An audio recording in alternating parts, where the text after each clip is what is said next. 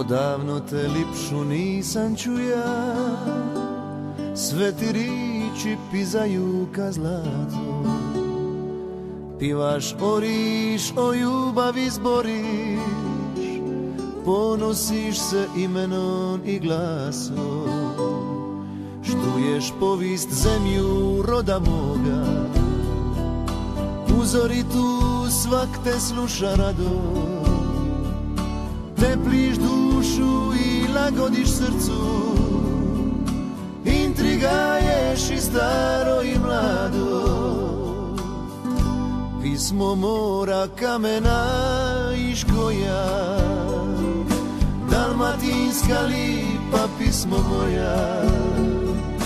Prođi noćas pjacon i kaleton, zapivaj mi srcon i dišpeton. Pismo moja, pismo Dalmacije, uveja bi da mi tebe nije. Ti si moja radost i lipota, zlatna nota i kapija života.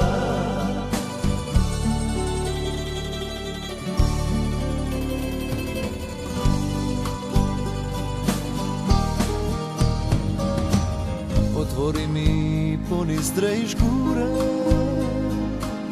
da te slušam do sitne ure.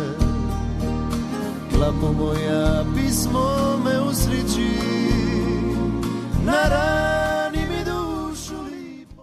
Evo, pozvao bi gospodina Milata, ako da vam kaže gdje ste. Evo, kažete u dvije riječi nešto o toj udruzi, pa ljudi će imati prilike vidjeti slike i... Evo, dobro večer, drago mi je da sam ovdje među mojim kočulanima, moj lider iz Žrnova, nema veze, prosto Milate, zadnji čovjekan iz Blata. Ukratko, likovna udruga Art More, večeras imamo umjetničku fotografiju, Goran Kuzmanić, imamo Dubravku Vojnović i mama Renko Skrudi Milat. Eto, toliko, mi imamo tu jedan manji dio slike, imali smo niz izložbi, a voljeli bi jedan dan imati u Korčuli. Eto, sretno i nadam se da će vam se svidi koja slika. Hvala.